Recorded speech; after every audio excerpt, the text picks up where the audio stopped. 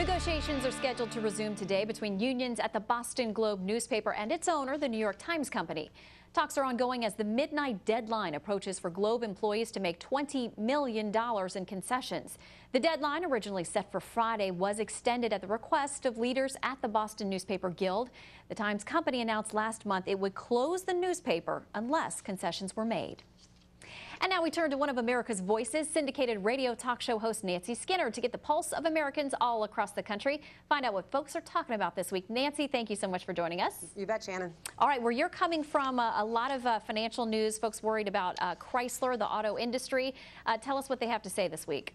Yeah, you know, I'm right here. I'm based in Detroit. It's a national show, though, and it's a national issue. I think everybody, they were really surprised that so much attention was being paid to the swine flu, and we were counting down to this bankruptcy filing with almost not a whole lot of attention on it, because the repercussions are national. And I think what we're starting to see as they filed immediately, I mean, some suppliers have already shut down. They're afraid they're not going to get paid. So this cascading effect, not only among suppliers, but potentially it's going to hit retail, commercial real estate, dealers, I hate to say it, radio and television stations. The auto manufacturers are as much as a third of all advertising. So the Boston Globe, I heard your story there. I mean, everybody is impacted by this. And so I hope the president is correct. He thinks that they're going to be able to go through this bankruptcy process in a surgical fashion.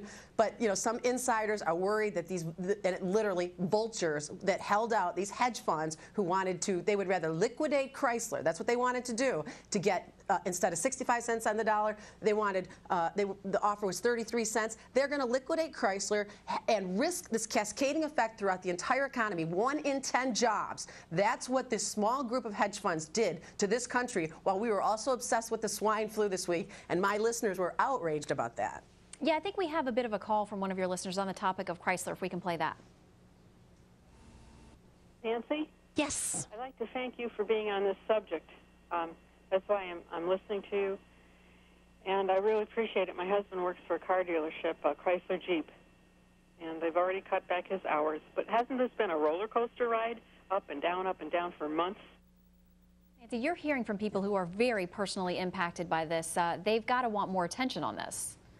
Absolutely. I mean, and it's not just Detroit. Like that woman was from Florida, and all those dealerships, all the real estate that will happen, the retail that goes around that, and so you know, we just feel like my listeners, I think, feel like manufacturing matters. We've got to make things here in America. We can't just all be derivatives traders, you know. And this industry is important. They can turn around, and so you know, and you had this whole battle between the banks, Shannon, and at one point, and the auto companies. The banks were getting TARP funds.